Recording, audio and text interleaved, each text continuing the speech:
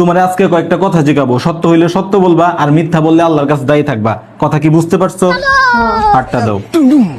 তোমার আমার মাঝে যখনই কোনো ঝামেলা হয়, সাথে সাথেই তুমি সেটা তোমার মা, বোন আর বান্ধবীদের যায় বলো। কথা কি ঠিক না ঠিক? ঠিক। রাগ করলা?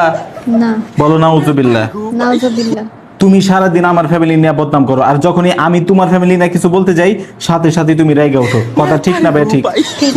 রাগ করলা? না। বলো আস্তাগফিরুল্লাহ। আস্তাগফিরুল্লাহ। তোমার হাতে একটু টাকা আসলে সাথে সাথে ওই টাকা দিয়ে তুমি কি কি অর্ডার করবে ওইটা লিস্ট বানানো শুরু করে দাও। কথা ঠিক না ঠিক? ঠিক। রাগ করলা? না।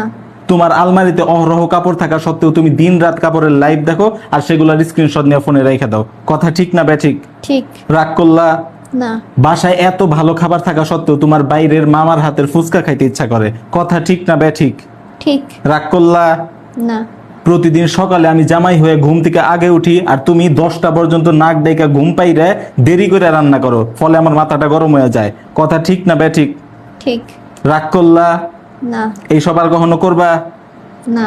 এখন তোমার মন বলতেছে আজকের পর থেকে তুমি এইসব বাদ দিয়ে একদম ভালো মানুষ হয়ে যাবা। কথা ঠিক না ঠিক? ঠিক। রাগ করলা?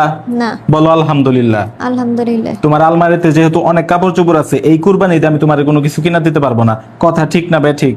ঠিক। রাগ করলা? না। আলহামদুলিল্লাহ। না না না রাগ করছি। আলহামদুলিল্লাহ করে আছি।